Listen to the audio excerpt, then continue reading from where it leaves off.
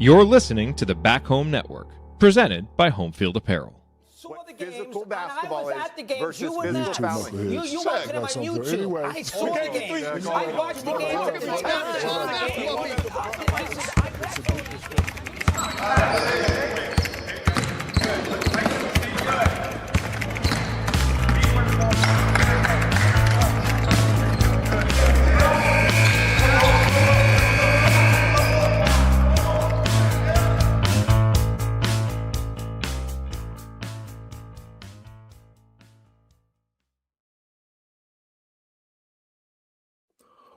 Well, we're here and not on the road currently to the great state of Georgia. My name's Bob Moats, and this is X's and Joes, a podcast dedicated to decoding the winning formula for college basketball.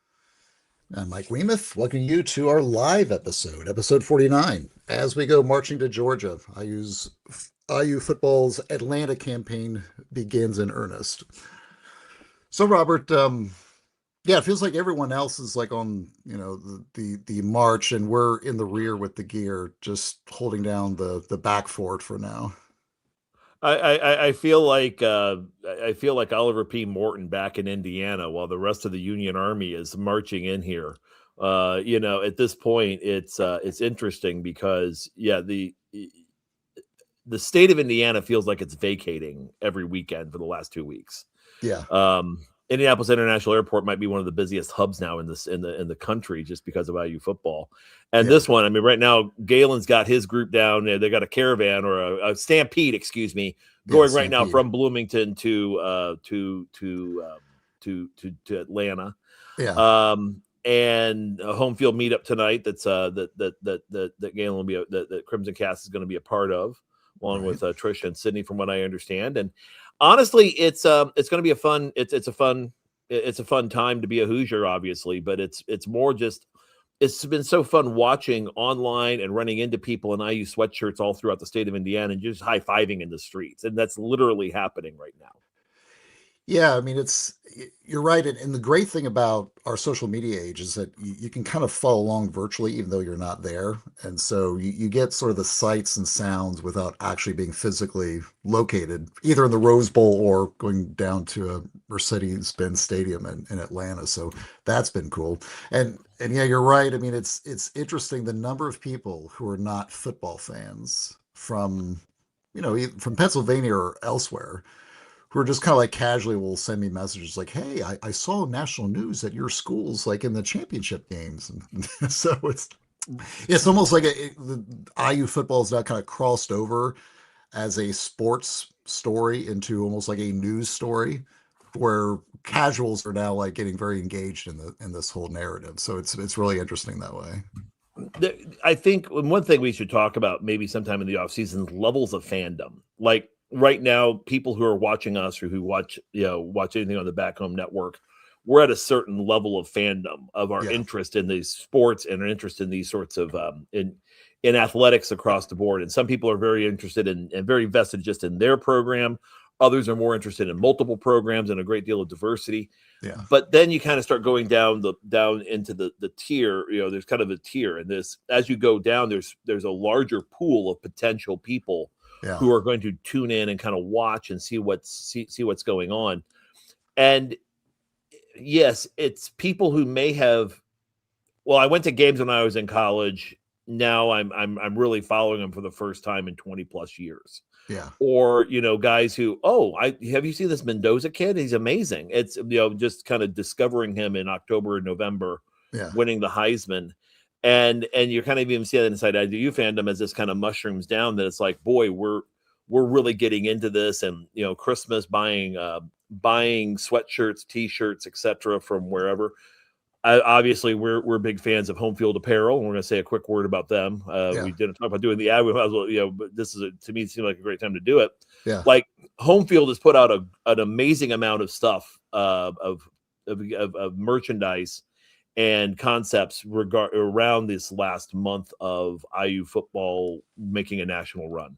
So I know I've got a couple shirts right now. I got the Rose Bowl shirt. I'm wearing this one right now.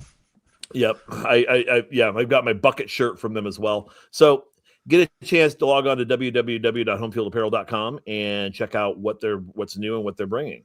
Yeah. Yeah. So, there's just different levels of fandom though. It's like, yeah. And I think that we're seeing more and more of that out and about. Yeah. It is kind of cool that even people who are not like associated with the school are kind of getting into it. I mean, one of my best friends, he's a Purdue grad, Sean Boland, and he sent me some pens. They're like IU buttons that his daughter had made, and I mean they're like really cool. And I was just thinking like, wow, he's not an IU guy. His daughter's not an IU guy or gal, and so like why would they have this interest? And it's like everyone's kind of getting into this, even though that they're sort of separated from all of it. So yeah, I think it has kind of galvanized like a strange sort of like following, just in the last few weeks. And yeah, I'm really interested to see like how much momentum that kind of carries if IU does make it to Miami, especially if the Hurricanes, like if IU wins and Miami gets in, you have Mendoza versus the Hurricanes in Miami is going to be, I mean, you just think about the news narratives around that is going to be wild. It's a hometown battle. I mean, it would be definitely a battle of the hometowns, and it's a home game for a lot of people. And all that being said, though, I mean, just to kind of give you a little bit of meta as to where we've been, we've got the Bill Murphy episodes. There's 4 episodes of a conversation with IU historian Bill Murphy that's out there. Yeah. I'd also like to just say we are going to be doing, again, back to basketball content. Probably we keep saying next week. Good chance we're going to try and get this together next week to kind of go over some schematic things that are happening inside the IU program right now, basketball wise. So we are not deviating from our roots, but just to kind of go into this, we also know there's a bunch of football content, obviously, as there needs to be, because this is the hugest, by far the biggest story we've seen in, I would say, since AJ Moye and Jared Jeffries and Tom Coverdale made it to the final game of the tournament back in 2002. Ironically, that was in Atlanta too. That's true. It was, wasn't it? Yeah, it was. So we're seeing that, but I think just to kind of talk a little bit about what's happened since our last episode with Josh, before the Louisville game, and that's how long it's been since we really kind of talked about anything current. Yeah. We had the Big Ten, and we're going to talk football first, but we had the Big Ten championship in Indianapolis, which again was almost a tear-jerking moment watching IU beat Ohio State in the state of Indiana. Yeah. And then the Rose Bowl, obviously, where it was just a boat race with Alabama. They just wore them into the ground and dusted them out. Yeah. As you were watching those games, Mike, I mean, because I know I have some thoughts on it, but what stood out as a commonality in your mind as you were watching both of those games and thinking, what am I seeing? Yeah, well, I would say that maybe the national debate that was going on at the time, that was sort of the implied criticism of IU and why commentators thought, okay, I don't know if IU can really pull this off. It was typically centered around physicality, right? Mm-hmm.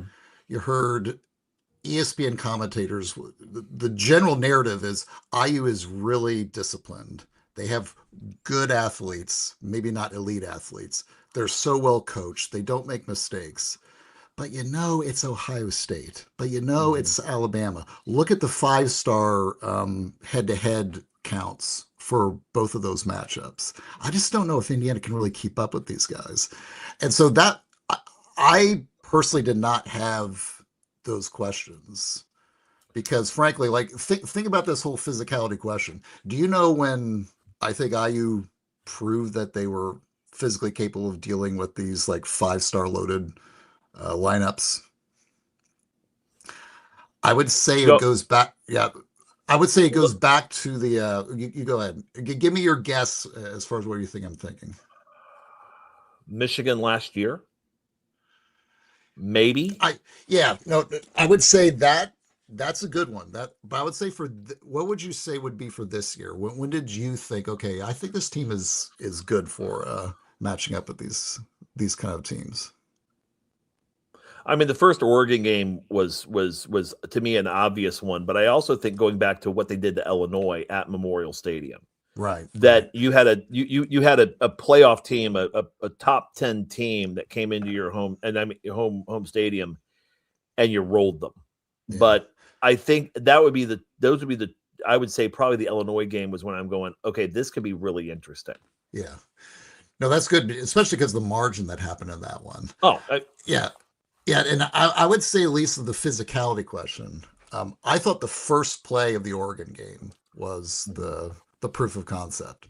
I remember, was it Mario Landino gets double teamed on the O-line and still spins out of it and gets the sack on Dante Moore exactly at the same time as Kellen Wyatt beat his guy off the end and meets him for the sack simultaneously. I mean, that happening at the exact same time as the commentators are saying, well, this Oregon offensive line has not surrendered a sack all year. And literally the first play of the IU game, they get the sack. So, yeah, I think from that point forward, you could just see that IU did not have a physicality issue. Mm-hmm. And you saw it in the Ohio State game. And again, when two physically elite teams go against each other, yeah, sometimes they're going to give up sacks. They're going to give up some plays where, yeah, their O-line gets pushed back a little bit.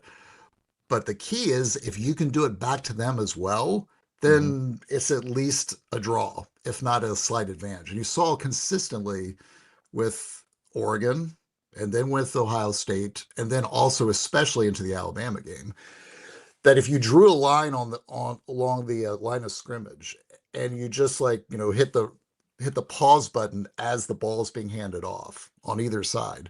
Okay, where's the IU O-line and D-line? What side of the ball are they on? Are they pushing or are they getting pushed back? Consistently, IU's pushing. They're not getting pushed back. And that you go back to, in my case, consciously really watching 38 years of IU football, like really knowing kind of what I'm watching, thinking I know what I'm watching. Yeah. And it's always been a question where IU's lines have never been a push line until just recently. Mm-hmm. That it's always been a thing where even in the days of Anthony Thompson and Vaughn Dunbar, you would see situations where IU's backs were having to just power through for 3, 4, 5 yard gains. Yeah. And the line would get may get a little bit of push in good years, but this year it felt like the first time that I can really recall where against every opponent, IU is blasting off the line. Yeah. And at the same time, not letting the other team on the defensive end do it to them. They upgraded so well in the trenches and developed so well their players in the trenches from last year to even from last year, which was an amazing season, to this season, that that there's they did it where they needed to, where they upgraded where they really needed to during that off season, which is if we're going to have an elite offense and elite defense, we have to have the lines be in a position where they can physically dominate and do what they need to do. And they've done that, I would say, almost every game that I've seen. And again, you're right. You're going to have some breakdowns. I mean, that's the other thing. You're going to have breakdowns. So the way this team responds to breakdowns, and especially like breakdowns against Ohio State, again, where there were times where Ohio State drove the ball and they held them to a field goal. One of them ended up being a field goal miss late in the game. Yeah. But you're doing, and at the same time, just mistake, just times where they were 3 and outed. I mean, to start the Alabama game, it's like the old IU would have panicked. It would have, we would have been panicking as fans when Mendoza gets sacked twice to start the game. Yeah, exactly. Yeah, you think about here's a stat to consider. Yeah, even before the Alabama game, IU had gone head to head against half of the top 12 projected NFL draft picks coming up this year. Half of them. Really? Okay. Yeah. So like Dante Moore, Oregon, Avril Reese, Ohio State linebacker, Carnell Tate, Ohio State wide receiver, Caleb Downs, Ohio State safety, Kenyon Sadiq, Oregon tight end, and Sonny Styles, linebacker, Ohio State.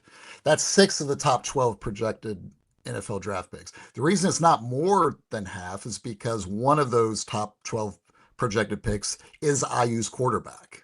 Mm-hmm. So, yeah. So it just kind of boggled my mind just from an objective standpoint. It's like, okay, you go through this, you win those games, and then you come to the Alabama game, and you still have commentators saying, God, I just don't know if IU goes up against a lot of really elite talent. I just don't know they're going to be able to handle that. What do you mean? They did it twice already. Like, They've done it already. What's the issue here? And yeah, it's interesting to talk about like the Bama game. If you were watching the game, especially later on, if you squinted just the right sort of way, it looked like IU was the Alabama teams of the past. It looked like Saban teams in terms of like the blocking. Kalen Black looks like TJ Yeldon blasting through the line, getting like 5, 6, 8 yards consistently. And that's the thing, is just like, not only just the physicality, but the balance. We're probably going to look back on this year, and I think one of the biggest changes that we're saying that we will identify is, okay, where did IU really kind of like, go into fifth gear?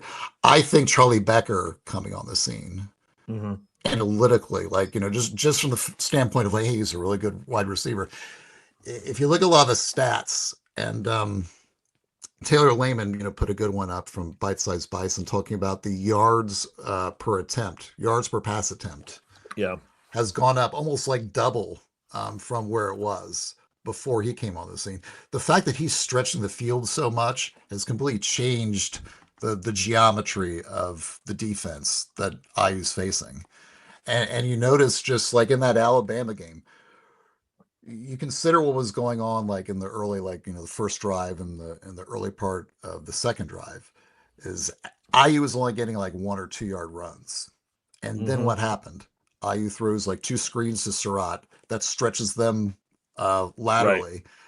And then they hit Becker on that 30-yard out on the sidelines, which stretched them vertically. And then immediately after that, what happens? Black opens it up. Yeah. The very next 3 runs for Black are 5 yards, 6 yards, and 7 yards. So, and you can see the Alabama defense was also just getting like really frustrated. I mean, like after that Becker, if you go back and watch the, watch the replay, watch like the starting right linebacker for Bama and his reaction, getting ready for the play after Becker makes that catch. Like he's like literally getting really pissed off, and you can kind of tell, okay, something clicked. That is, and Alabama kind of realized, okay, like, yeah, we may be in trouble here. And I suspect, as my theory about like, the whole going on fourth down for Caleb DeBoer on that subsequent drive, I think the fact that IU held the ball for 8 minutes, and was driving that consistently after that Becker play, and it just stalled, even though the drive stalled out and they had to get the field goal. I think that's the reason that DeBoer panicked and went for it on fourth down. It's funny, that fourth down call, because it was definitely something, as I was watching that, thinking this was an old trick out of what we would see out of Tom Allen teams, or even Bill Lynch type teams, Kevin Wilson teams. Yeah. That the idea of, I need to build momentum now, because we have momentum. We've been we at least we've got to do something to spark our team to continue the drive. If we punt it away, they could easily eat up another 7 minutes on another drive and maybe get into the end zone. Yeah. But we'll sacrifice potentially field position because we're pretty sure we can get the first down in this situation. Yeah. And I think most coaches in football, and I think it's true like in basketball too, like you believe that you can get that shot, that if you can draw something up, you have something in your hopper that's going to get you what you need when you need it. Yeah. It's that sort of break glass in case of emergency play. And when they did a running play, which as poorly as they ran the football, it looked awful. But you got to be thinking that, DeBoer and Nick Sheridan and those guys who used to be what we thought was going to be one of the greatest staffs IU had ever built 6 years ago. That's who that's who we schemed against and pummeled. That's who this program beat. They throw that break glass in case of emergency play, and they get stuffed back. I mean, it was just they ran into a wall of Indiana. At that point, the game's not over from a statistical standpoint. It's not over from a score standpoint. Weird things can happen. But that firmly put Indiana in the driver's seat, right? In a way that now it's like, this is weird. This must be what it felt like when an Ohio State or a Michigan or even a throw out an Iowa. When IU would go for it 4th and 1, 4th and 2, and we're rallying, and they've got the chairs in the air, and people are, and then boom, there it is. It's like, oh, this must be not, wow, we just deflated an opponent. This is a weird feeling for us. So it's one of those things where it's like, that's a play that that you don't, if the team that's running it doesn't have momentum and doesn't have the initiative, that's what you just saw. That's what you saw in that situation. And I think you're going to see, that's essential, I think, for IU moving forward, this game against Oregon and moving hopefully into a national title game where it's just like, just keep control of the game. I think with IU's running game, they can do that. I mean, that's the tough thing, is that they're so, they're disciplined. They don't make mistakes. And it's, that's, we always look at contemporary college football and compare it to the past. You think about a lot of the metric side of things. Obviously IU can move the ball, Oregon can move the ball, Ole Miss can move the ball. I think if you want to know why are IU's metrics so good in terms of the aggregate stuff, like the football power index and stuff like that. I think it's all those sort of the in-between metrics. You think about third down conversions. IU's number 1 in the country. And they are also 4th defensively on third down conversions. That's huge. I mean, that if you look at sort of just looking at it and saying, well, why is it that Team X is getting so many yards but they're not scoring? Well, if you're really good on third down conversion on both sides, then your yards are just going to produce a lot more points than the other team. And same thing with turnover margin. IU's number 1 nationally in turnover margin. Also, they're number 3, I think, in terms of least number of penalties. And I think they're number 2 in least number of penalty yards. So you take those kind of numbers, the stuff that's outside of pure per play yardage, and you're just not making mistakes. You're not turning it over. You're not having penalties. And every time the third down comes up, you're either the top 5 on both ends of that, then I mean, just the conversion of yardage to points is just going to be totally different for you versus everyone else. And that's kind of where IU is. And also not those stupid moments that you see that some teams, like you see this in sports across the board, where a guy just mentally or they psychologically lose control of the moment, where they get that sort of cheap hit or the targeting type hit or the defensive pass interference, or they get frustrated as offensive pass interference and shove off because they're feeling like they're in a position where they can't compete, or lines holding penalties are another big one. Where you see oftentimes a guy will just start holding because until they call it, it's not a hold. And you don't really see IU making those types of psychological or emotionally driven mistakes either. Where they're have they gotten an unsportsmanlike or an over celebratory sort of thing all year? Not that I can think of offhand. No, and I mean they've had a 15-yard penalties, but they're very they're very limited. And it's usually because of physicality. It's usually they're hitting somebody hard, So. Well, and just real quick, I'm going to call because I think. One thing that we're noticing right now, and this is I'm going to kind of throw this as a possible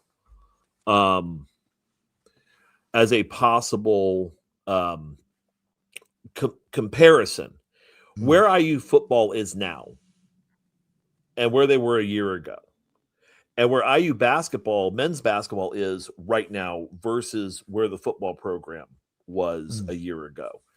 I think there's some allegory. I think that as we're kind of talking about some of this, there's a matter where how close are you in reality, and how close are you, especially in the age of the portal, how close you can be to picking in certain pieces. And something Coach Tonsoni said this last night on the assembly call, and I thought this was very, very. It kind of resonated with me. IU basketball is one post player away, an impact big away from being a top 10, top 15 team. Yeah. And maybe a versatile driver on top of that from being even better. I would agree. Although I can make a case for Lamar Wilkerson, which we will in our next episode when we're talking about scheming. That Wilkerson, but you don't just need one; you need multiples. I'm the first one to tell you that too.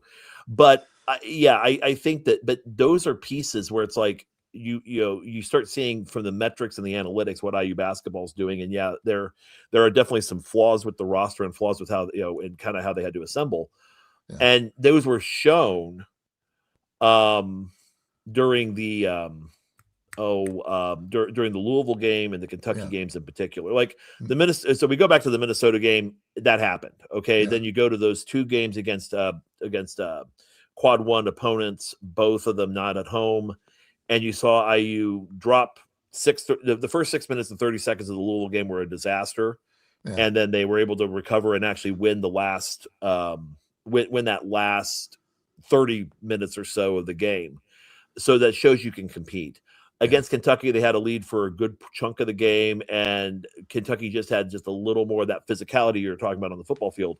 Yeah. When they started running, when they're basically their kind of 6'7", 6'8" guys were getting offensive rebounds, just bully balling IU and getting second, third chance opportunities at the rim. Yeah. That was just enough. They had just enough to be able to put IU out of that game.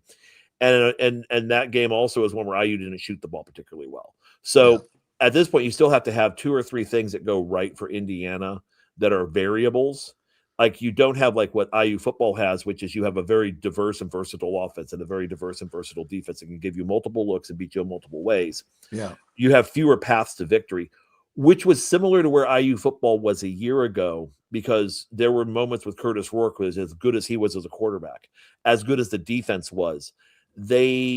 If they got into a situation where their line wasn't able to hold as effectively, or they weren't giving Rourke that time that he needed, or if the defense just wasn't able to make big plays and big stops, and they would get put in a position where they really weren't built to maybe come from behind, or to be able to kind of adjust themselves with different weaponry. The basketball program feels like it's a very similar boat right now. Yeah. And they're not having to over scheme it, but they're definitely running a lot of stuff to try to get themselves in a position where they can be very effective. And I think last night we saw that against Maryland, where they had a really rough 10-minute stretch to start the game on the road. Yeah. And Maryland, not a great team, and that's an understatement. But you're seeing with this, how IU is finding ways to pick their players are learning how to play a certain way where they pick their spots. So a Connor Enright 3 is available. Or drive on Miles Rice when he drove the ball on Miles Rice and scored at the rim. So that's Connor Enright doing that, or Connerway realizing that them realizing that Connerway had driving lanes available to the basket. And if they attack that, that's going to open up the perimeter, which gets Lamar Wilkerson better looks in the second half. Yeah. Okay, Tucker DeVries isn't scoring a whole lot. So how do we kind of work around that? How do we get more guys working, kind of getting more guys some shots? Or the big criticism coming out of last night early on, especially, was, our bigs, and we were just talking about that a minute ago, like the bigs aren't necessarily high impact bigs, but are effective in certain situations. For as hard as Reed Bailey, for some of the things that Reed Bailey doesn't bring to the table, like the strength and physicality, when you think about what he's able to do in limited situations, where he can pick his spots and use shot selection. I know a term you love, where they can get him schemed in those areas. Like when they ran him out of empty side and he got the dunk. Because IU, it's a sum of all parts mindset. Now, I think you would be the first one to agree that the key to sum of all parts is you need all those parts having high values. Yeah. To be able to make your sum bigger. Right. But that I think is where, they're still high enough where you start. If we look at their BPMs right now, we have a lot of guys who are sitting in that 7-8 range. Yeah. Who are getting significant minutes. Yeah. And you don't, but what you don't have yet, as you're saying, is you don't really have that sort of Clayton Williams Jr. guy that's going to be running at that you're running at 12 at, that you still have to, that you don't really have a guy that says, we need a shot, go get us a shot. Yeah. That's the one thing they're missing right now. Yeah. And also I think from like a spacing standpoint, like this team reminds me almost like if it were the inverse of that Romeo Langford team. Yeah, right? Exactly. Remember what was the commentary that whole season? Well, Painter actually put 5 guys in the lane to guard them. Yeah, Ohio State did that too. Yeah. Holtman did that in the IU home game. So that whole commentary that year is, guys, we just don't have a very good offense, or the offense is not effective as we want to be because we can't hit threes. But golly, we can get in. Once we get in the lane, we're great. Juwan Morgan's great at attacking the rim. Romeo Langford's great at getting to the rim. Mm-hmm. But if the defense is basically just saying, take all the threes you want, but you're not going to get in the lane. We're going to stash as many guys in here and just completely muck it up. That was that team's problem. This team's problem, you could say, is probably the opposite. This team's ability to hit threes is scary. Mm-hmm. I mean, if you had a national competition in a game of horse for Division I basketball, IU would be probably a Final Four team. Mm-hmm. The problem is that obviously now the defense can do the opposite as well. They can completely unguard the lane and crowd out the 3-point line and say, okay, now we dare you to drive on us. Go ahead and take all the mid-range shots you want. We're going to give you all these driving lanes. Just go ahead and take them. And you saw several times. I mean, I sent a text to you last night, like a literal picture of like Maryland's defense completely leaving one of IU's guys absolutely all by themselves. It's like you're absolutely going to like be completely confused as far as like, the opportunity to take threes versus driving. And you're right. If IU can get enough dribble penetration, is absolutely going to open up so much more for Lamar Wilkerson, for Nick Dorn, for DeVries, and all the great shooters that IU has. And you see how great IU's offense can be once those guys do get shots. You saw how it flipped in the second half last night. Once Wilkerson started hitting, it's like, okay, then it opened everything up. And then the driving lanes became easier. Then it became easier for everyone to get opportunities. And you go from like a 0.9, 1.0 PPP to 1.415. And it just happens almost on a dime, because that's what those types of teams are able to do. And so in the aggregate, you end up with a 1.2 PPP night versus what we used to see at IU a lot of times, which was that, oh boy, we made it to 1 point per possession. 0.9. 0.98. Here we go. And that, I would say that there's a fundamental difference in the way that this offense is schemed versus what we've seen over since Tom Crean. And it's, when you mentioned the Langford team, they kept trying to jam it in there. That was the thing.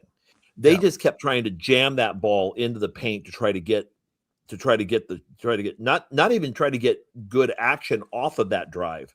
Yeah. But to try to get Langford and Morgan shots. Right. You saw the same thing with like a Trace Jackson Davis and a Race Thompson and a Jalen Hood Scafino or a Xavier Johnson. You can go down through the last 8-9 years of IU basketball and just kind of see that sort of trying to ram a round peg into a square hole. Yeah. Here, what you're seeing them scheme differently by attacking off of cuts. They're using those and they're doing a lot of like those split actions where I think they're doing a lot of this off of reads where, again, DeVries will set a cut or will set a screen, or Wilkerson sets a screen for DeVries. And the question is now who's going where? Who's going to pop out? Who's going to cut through? Yeah. And when you are able to, because that also hides some of your issues with not having a whole lot of dribble penetration comparatively. Yeah. What you're seeing now is a team where now they're not just ramming that round peg into a square hole. they have enough space inside the lane that they can actually get those cuts, or get, let's say, a short roll with a Alexis or a Bailey, where then they can work in space, or a Sicily. You see him doing it sometimes too, where they're getting into space and able to kind of make plays because the defense now they get a step on them and can beat them one-on-one or 1.5 is where it comes from. So to me, it's a thing where we've seen a program that has that is evolving in that. Yeah, so I agree, absolutely. And we're going to come back and talk about this again next week. We're going to produce some film breakdown. We're going to do some statistical breakdown to kind of show everybody what we're seeing and try to get, we part of it's trying to get people scheduled because everybody's going to Atlanta or Pasadena. Right. It's like they have better things to do. It's like, where are you going? Oh, I guess they're going to go see IU football play. And, I'm here. We're here holding down our respective residences. So that, which isn't bad. It's one of those things where once we get everybody kind of back, we can have that, kind of go more in depth in the conversations on basketball. Exactly. But there is this sort of thing. I made a suggestion to somebody who was getting, in a Discord, the Back Home Network Discord last night. I think for basketball fans, for IU fans, longtime IU fans like us, this is a weird sort of like upside down flip. Stranger Things 5 ended. We're in the upside down now, where we have such a high expectation for the confidence of basketball. And I'm seeing Kim English has a great thing about IU's peaking at the best time. I'm going to put this up here because I love that. Love this. Peach Bowl might be the same at 42-13. Yeah. And we're seeing for the first time this sort of idea where now and DEO in here kind of 2-score lead. Now you can breathe. That's how we used to talk about basketball in the Knight era. Right. Yeah. Good luck coming back on this team with the 10-point lead or whatever. Yeah, exactly. Right. I mean, that's the sort of confidence we have going into these games. And throughout these games. So now the big kicker is now with basketball, you almost have to look at it like we used to look at IU football, which is, then I'm talking about this year with this team. I'm not talking down the road. I'm talking about right now. Look at them like era. No, nor am I talking about like moving. No, I'm talking about moving forward after this season. But for the right now, to save your sanity, your best way to look at this is, okay, IU football is a national contender. IU basketball, we're hoping for a good postseason. Yeah. We want the functional equivalency of a bowl bid. We would like to get them in the tournament at a decent seed so they can continue the process. That, I think, and so you're almost in a world like it was in 87.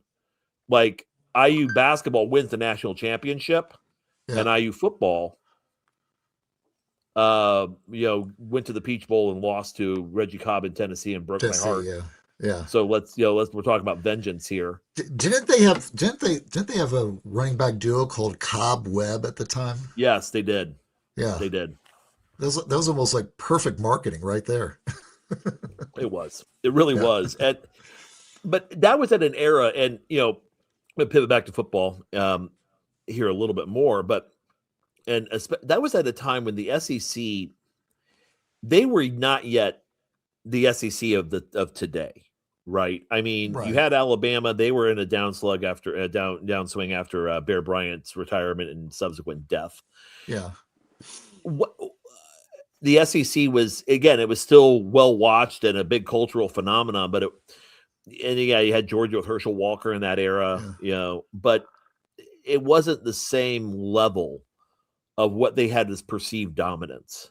Yeah. I mean, that only kind of came out in the late 90s into the 2000s, really, right? Started really with Spurrier. Yeah. That was, I think that was the Spurrier going to Florida was what kind of opened things up, especially for just like recruiting, especially. Because remember, if you sort of make the assumption that, okay, the South produces more NFL level talent and more high-end college football talent, That's generally been true. Okay, that's just a true statement going back for a few decades. The problem is that the SEC just wasn't cashing in on that because Miami was there, and Miami was a dominant team throughout most of the '80s.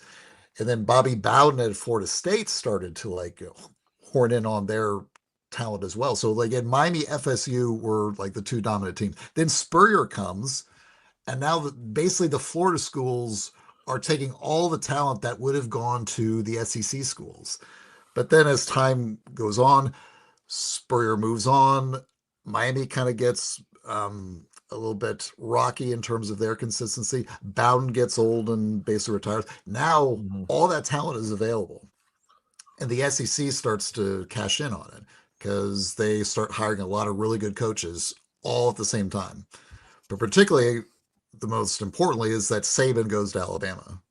Right. Once he arrives there. Yeah, go ahead. After being at LSU. After being at LSU, exactly. Yeah. LSU to, I believe, the Dolphins, then to Alabama. Then to Alabama. Yeah, exactly.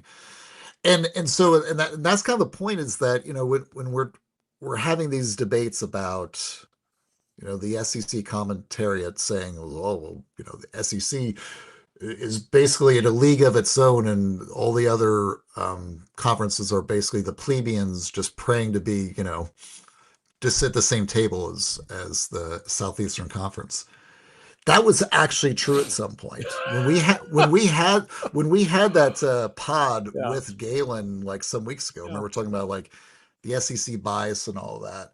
I threw up a slide that showed if you go back to around 2013 when Alabama smoked Notre Dame in the championship game.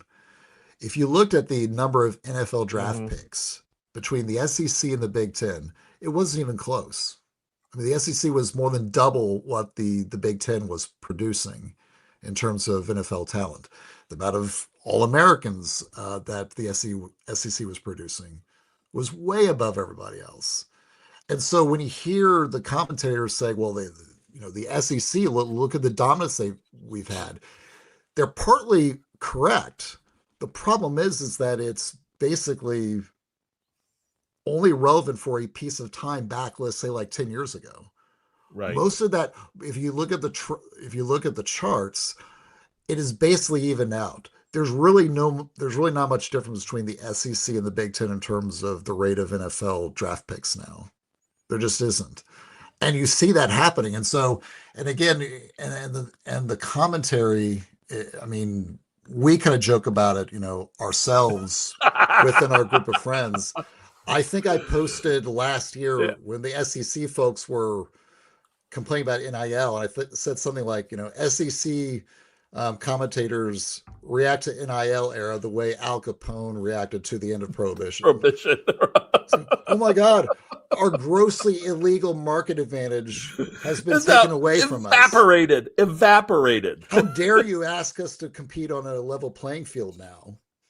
Well, and look at it from ESPN's perspective, because here ESPN is the worldwide leader in sports, and they go and they grab the Southeastern Conference contract, which again, high ratings,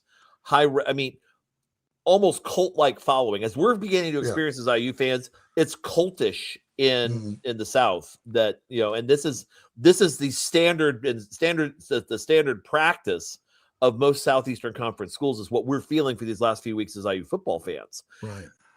And now all of a sudden you're thinking you're ESPN, you're going, man, we're the worldwide leader and we're going to be able with revenue share, these SEC programs with what we're giving them are going to be able to continue. And then all of a sudden it's like Fox says, hold my beer. Right. We're going to get the Big Ten. And because the Big Ten has structured themselves in a way that can, and this is again, very much a Galen thing, that he can definitely run circles around us on this. But I would say the biggest thing is now these Big Ten programs now have the financial means to compete on a level playing field. And look what and then you take guys from the Saban coaching tree and you put them in the Big Ten, and I'm shocked. Nick Saban's talent coordinator can find good football players. Yeah, shocking, right? Yeah, I mean, the guy that did the talent evaluations that built the Alabama teams is now he's sitting in Atlanta like General Sherman while the cavalry is coming in from the stampede. Yeah. And they're looking, and we're talking about it not being out of the realm that it's a multi-score win against the University of Oregon. Yeah. All of this now, this is one of those things where it's a matter of competence wins out in these types of situations, I think. Yeah. Yeah, and it's also just and competence gives you confidence. I'll say that too. Of course, yeah, no, it's always the relationship between those two. You're right, and it's also just it's a problem of just bubbles as well, right? Yeah. I mean, it's if you forced SEC or let's say like SEC commentators to watch Big Ten football, and you force them to do it for, let's say, like, several years, I think they would have a much greater understanding of the relative skill sets and size and talent of the Big Ten in a completely objective way. And the problem is, I think, with so many of these national commentators that have an SEC bias, is that many of these personalities, they're really just regional experts. They're really like national commentators in name only. Think about, of course, Paul Feinbaum is sort of the ne plus ultra of he's the dean. Examples. He is it. Yes. he is the would you call, I would call him the Robert E. Lee. I'm thinking of Johnston. I'm thinking of the guy that was, basically the guy that really Lee did Virginia, and this guy Johnston did the rest of it. So Virginia, I'm thinking exactly. that's when you think about him as where he fits in the generalship, it's like right.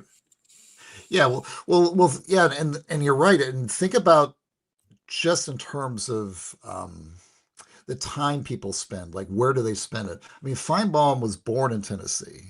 He did his undergrad in Knoxville. And he immediately after graduation, he gets hired by the Birmingham Post-Herald. Okay. And then he spends the next 46 years of his life stuck in Alabama doing Alabama stuff.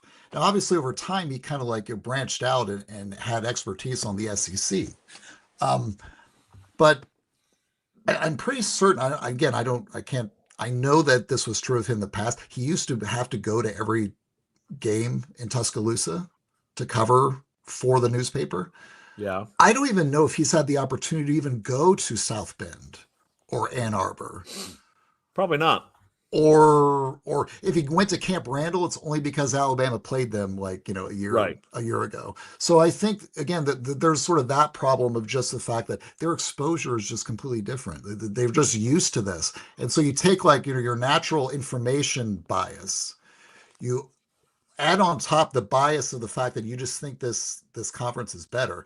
And then you add on top of that the financial incentive of your employer basically saying, this is what you should be focusing on. This is where our marketing is wanting you to talk about it and to focus on. So yeah, you do that. Of course, they're going to get like this sort of jagged outcome in terms of the Big Ten versus the SEC comments. Right. And also, I mean, the funny thing is that think of the SEC network. I mean, that's become like, a Hogwarts preparatory school for ESPN talent now, right? Yeah, it has. It really Think has. about like Marcus Spears, Greg McElroy has gone that route. I guess, I don't know if Cam Newton went that route. I will say, like, I kind of like Cam Newton, but I'm almost fascinated by just watching him anymore. I mean, he looks like he's outfitted to be an extra in a Gordon Parks film. Yeah, he does. Right? Yeah, he does. He does. Like, I even recognize, I thought, who's that guy? Like, dressed very interestingly. And it's like, oh, that's Cam Newton. Well, I mean, I think part of it also is when you think, do the people who are watching game day, the people who are watching Cam Newton, the people who are following, they don't necessarily want analysis. They want to hear their commentators tell them why. It's like the old line from Full Metal Jacket. He's going to tell you, we're going to do you're going to get a Christmas church service, and he's going to tell you why we're going to beat the dread, why we're going to kick the communists, and like why we're going to kick the godless communists out of out of Southeast Asia. Yeah. And it's like they want to hear, I think, a propaganda, which for you and me is almost like, there's a reason the only reason you and I would ever listen to Radio Moscow from the 80s or the 70s or the 60s is to do a compare and contrast. Like, let's see how they covered the Gorbachev coup. Not, boy, this is really good content, because it isn't. But it's a thing where they want that, again, Southern comfort food. It's boiled peanuts. It's Golden Flake. It's an RC Cola and a moon pie. It's what grandma. It's well, like the SEC shorts where they said that picture's going to hang in your grandmother's basement. Just now, can we get it in a mud? Can we get it in mud? Yeah. Can we have the referees throwing bananas? It's like, it's and I understand that feeling, because how many times have we been there as basketball fans of like, man, if they would just play basketball the way that they're supposed to, we would hear those types of things. But it's like, you have to adapt or die. And the analysis is what kind of forms that. And you're beginning to hear what that Alabama game did to guys like Feinbaum. And God, who was that guy? Hustle or who's that one big dude? What was his?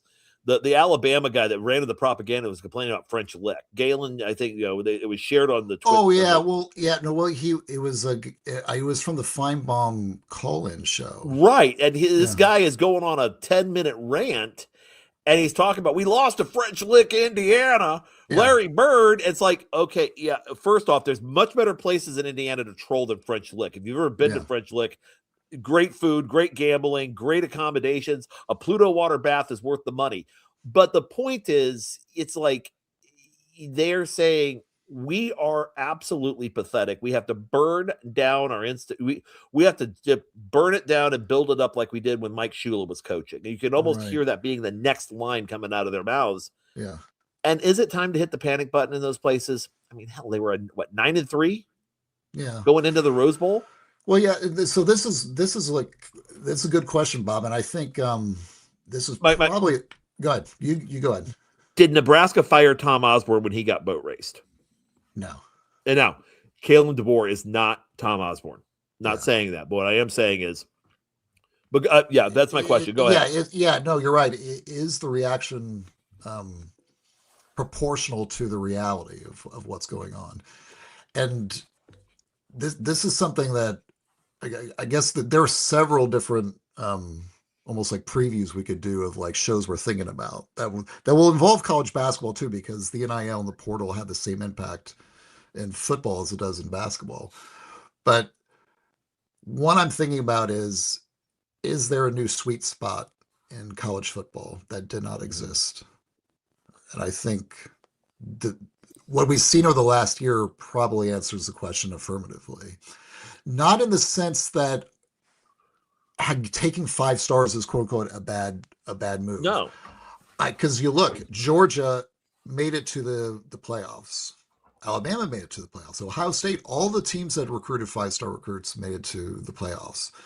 The problem is, it just seems like there is a slight advantage that is being exercised now by a small number of schools who are able to get upper tier experienced portal players that play at an all conference level and do not need as many 5 stars. Indiana being one. Miami also possibly being another. So that's going to be sort of like an ongoing question, is like, what does that look like, ongoing as far as like the value of 5-star recruits versus the portal. And the other question I was thinking about is like, and Josh Pate kind of put this out there. And it was kind of an interesting question, because it almost like came amid a comment you would think IU fans would be very negative to, and you obviously would be justified in saying it. He said Indiana winning a championship would be bad for the sport.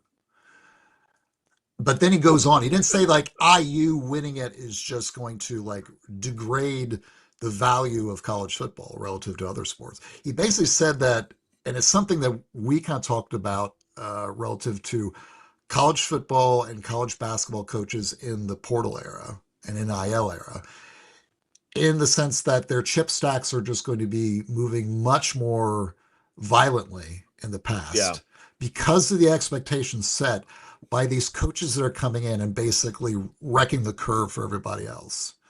He's basically someone did the job better than my guy. Yeah. Signetti coming in, and killing it as fast as he did. And I've seen this. I go, you know me, I go on every 24/7 board of every college football and basketball program where I think the coach is having a chip stack problem and is maybe going on the hot seat. Consistently in college football this year, every time a coach was having a problem, and the debate would go on between fans saying, "Oh, well, we need to give a little bit more time." One of the number one responses to that comment would be, "What about Signetti? What about Indiana? Why do we need 3 years when they did it in 1.5?"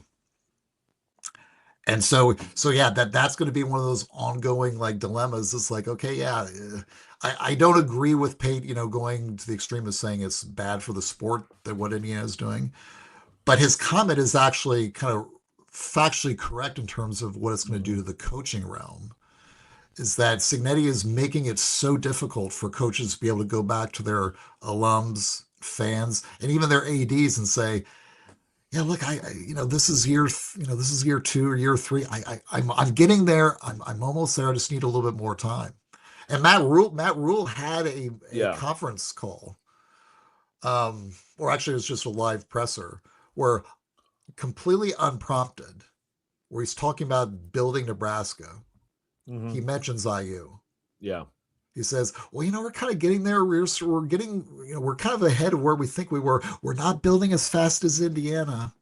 And that was interesting to me, the fact that he brought it up. That tells me that he's hearing it. Yeah. Either you see it on the Nebraska boards, but also I wonder if he's hearing it internally. Like there's maybe from his own, with his own administration, or if not, maybe boosters saying, dude, why are we sending you all this money? Look what's happening in Bloomington, Indiana. Why are you so far behind? I'd like to think about boosters no longer as boosters, but as investors. Yeah. They're not at this point now. We're looking at investors. They're investing in something that they're passionate about. It's a passion, emotionally driven, but they're going to taking that emotional realm, but also applying certain standards of what are best practices. Because now it's no longer under the table. Now it's not like, I'm this little dirty little secret. If I give $5,000, I get chicken wings with the, with the quarterback sort of thing. Right. It's now a very heavy mindset of, I'm going to put my money into this because my expectation is that we're going to have a winner. And if someone else is doing this more innovatively and in doing this more competently and more quickly, all of those things, all of a sudden you wake up as a coach and you're having to now accelerate your processes, build it in a certain way. The nature of the questions that you ask a head coach are different now. Right. Because now it's like, okay, so how do you get us turned around in a season? How do you start asking this? What's your process? What's your plan? That's not a 5-year strategic plan, but a 2 or a 3 year.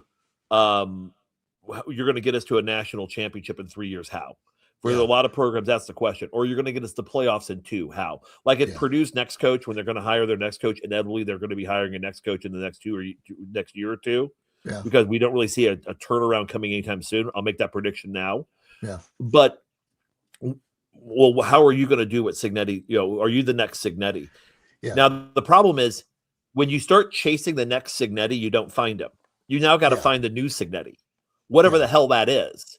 It's whatever whatever the marketplace kind of shows us who could be the disruptor, because now you're looking at this being the way that we do things. Now, how do you get a disruptor in here to be able to be like, okay, we're going to do it. This is how we're tacking away from this. Yeah. It's like you have to find the coach that overlaps exactly with what Signetti does, or or at least his profile. So go out into lower. Like this would be like the challenge to an athletic director. Okay, go out right now, find a coach that's not in like the power conferences, that has all that competency. Also, find that guy that has the equivalent of D'Angelo Pons. Yeah. Elijah Surratt, Aiden Fisher, Kamara, Like, yeah, find that guy that has all those qualities and has like 6 ready to go all conference slash all American players sitting on their team that's ready to jump over to the new school. Yeah, find Who that will guy. travel? Who will travel with him? That's the Yes, other exactly. thing. Is that Yeah, they will that they will he's leave with they him. will with him. That's the Yeah. that's the big question. And so that I would go to the other part of this part, the other thing with that, which is okay, the era of coaches as third world dictators is over. Yeah. Where you come in and you set up your regime. And I'm not saying that, because I think for a long time, Papa Doc Divine. Papa Doc Divine or um, Ferdinand Marcos, McCartney. McCartney, yeah, or Kirby, yeah, Kirby Tito, and sitting down down in Athens, Georgia. You don't have this sort of thing that that you're going to go in there and say, well, you know what, I'm just going to keep doing what I'm doing, and the rest of you all just can, either, because when I'm winning, you're all going to be right back here with me. Right. It's also a thing with talent, with players, basically, you never, lying to recruits. Why would you do that now? Lying to guys you're going to bring into the program. Why would you do that now? Yeah. Why would you? And I mean, you're hearing it in basketball, like you're hearing, okay, when Calipari starts complaining about how guys are getting talent and, well, this is what college basketball needs to be. Yeah. There is a level of sickening hypocrisy to that, because the man that basically said, I'm going to do a one and done strategy, now is talking about the integrity of college players. Yeah. It kind of deadens the point that he's probably right, that you shouldn't have guys that actually have an NBA or G League experience coming in. I will be the first one to say that the point's salient, but the source of the point is, yeah, well, maybe you need to rethink how you're doing it then. Yeah. And that's the debate right now, which is all of a sudden it's like guys that are very comfortable making ungodly sums of money are now looking at a changed marketplace and going, but I could. It's like, what did the Brontosaurus say when they saw the bright light in the sky? What? That's really pretty to look at. Or it's like, where'd all the plant? The Brontosaurus that figured it out, going, I'm smart enough to know this is going to be the end of me. Yeah. This is going to be the end. Yeah. I'm going to yell about it. Yeah. No, it's strange because you think about it, like we've always had talent at, let's say, the lower tier schools, right? That's never been an issue. It's never been relevant for elite coaches. That because of the portal now is completely different. Like we live in a world now where if we kind of applied the rules now back in time, like Jerry Rice does not finish at Mississippi Valley State. No, he probably does not. Transfer to Ole Miss or Alabama. Nope. Or Walter Payton doesn't finish at Jackson State.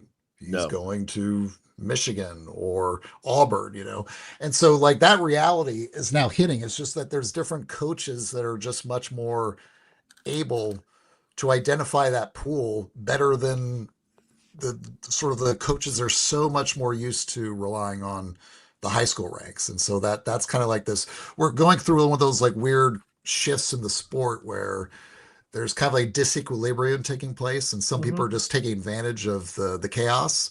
At some point, it'll probably calm down, and we'll get back to something more "quote unquote" normal or stable. Yeah. But right now, all the people that were profiting off of the old system are upset that those profit advantages are now gone. Yeah, and that's how markets usually respond, right? Right. Like it's like the old guard. It's like the guy in Western Union saying, "Oh, this telephone thing's just a fad. Don't worry about it. They're still going to want to send these messages via Morse."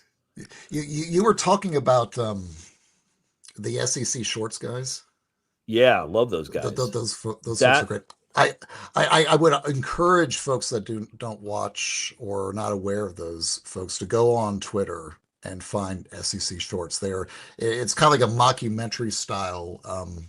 It's amazing content. Yeah, of content about the SEC. I mean, it's basically SEC fans, but they're sort of very objective and funny about their own selves. So it's kind of it's like a self-parody in a way, which is great. and us too. Like the what got me last year, I was watching when I first started really watching them last year. They did ones with they did a treehouse fort with all the programs going in. This is last year's college football Right, playoff. yeah.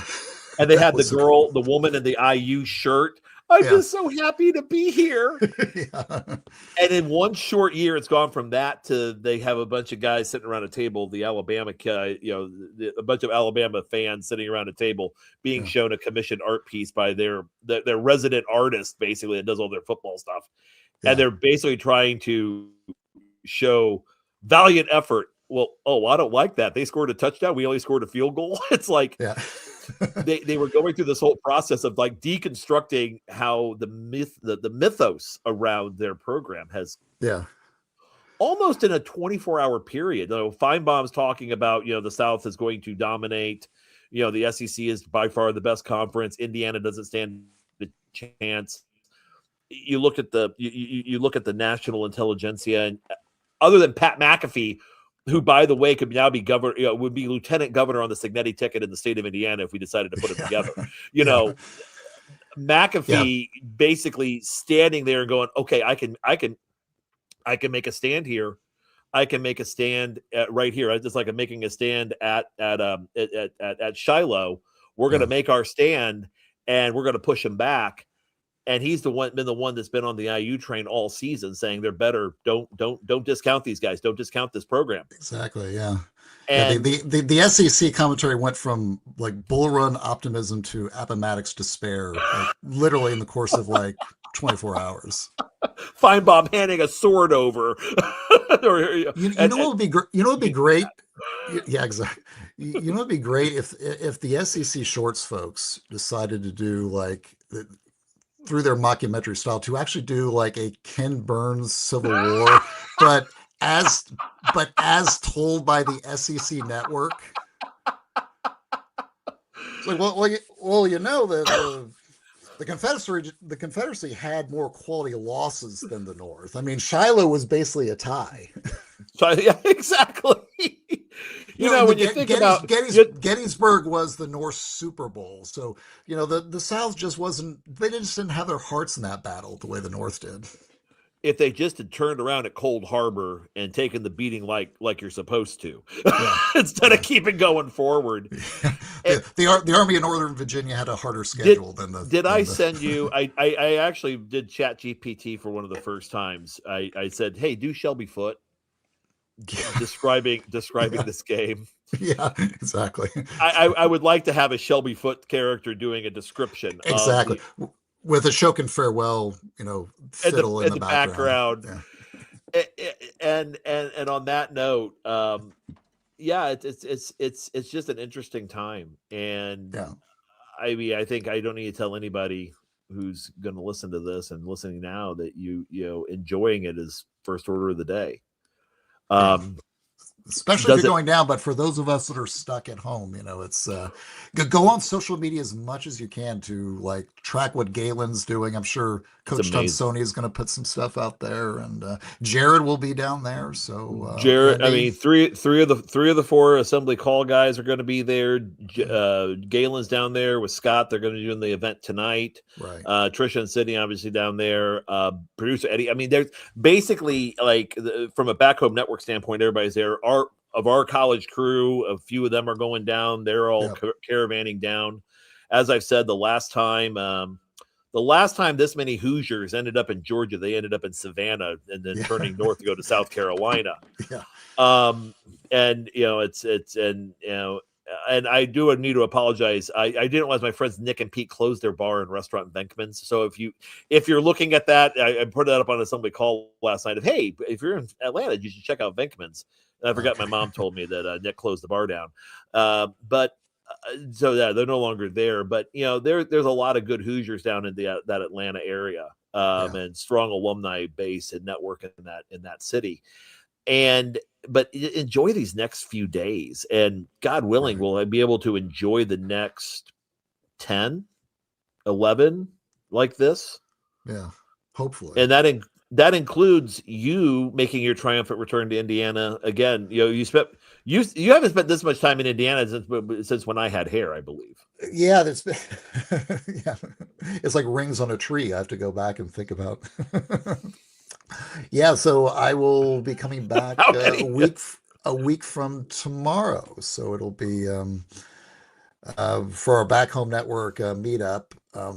Yeah, I think we'll be putting some information out there. I'm sure because Jared's running into town, and so I think he's going to be setting a lot of the stuff up. So we'll be doing our kind of usual. We'll be, I think, meeting folks downtown probably Friday night and doing some some bar hopping, and then Saturday's the game, and then we'll have an event afterwards for folks who want to gather after the Iowa IU basketball game to to talk about the game, and I'm sure we'll be doing lots of previews for the game in Miami should IU actually win and make it to the championship. Yeah, definitely looking forward to seeing you and everybody here in about a week or so. And on that note, thank you all for tuning in and listening to us again. Be safe if you're traveling in the Stampede or on your own individual sortie mission to the great state of Georgia. Yeah. Try to leave something there for the native folk too at the end. Let's not try to pillage the whole state like we did last time we were there. Exactly. But on that note, I want to say thanks to Bob Thompson for the sound of the show and the music you hear, and John Ringer at ringdesign.com for the logos and look of the show. Yep. And as we said earlier, check out all the other great commentary and conversations going on throughout the Back Home Network. Assembly Call, Doing the Work, Dribble Drive, Big Red Carpet, Sideline Stories, Football Weather, and Crimson Cast.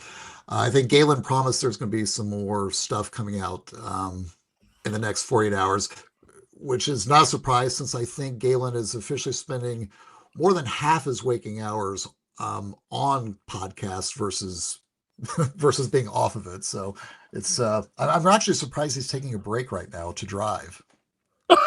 He might that, or he might have adaptive cruise on. He might be taking a nap. I don't know. I mean, I wouldn't suggest it, but with lane assist and adaptive cruise, you never know. He is.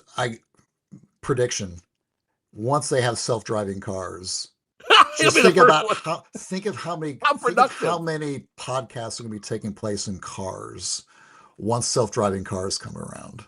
Well, I'm thinking, because I'm thinking right now that what else are you going to do? Because you either listen to podcasts, because not like I'm going to be listening to much. I don't listen to terrestrial radio anymore, and I'm not sure I'm going to keep the only reason I keep my Sirius XM subscriptions for live sports. But I mean, what are you going to do for an hour and a half or 2 hours with a self-driving car? Yeah, exactly. Exactly. On that note, I think by this point the Stampede's got to be past the Moonlight Barbecue in Owensboro, Kentucky. Yeah, I think they've crossed the bridge. So yeah, they've got to be in the bluegrass state by now. Some people are already in Tennessee. Just a note for those of you who are driving down, I think I saw somewhere online that there was some kind of traffic jam just outside of Nashville. I guess some lanes are being constricted and then opened up. So just be prepared for that. There's a little bit of delay.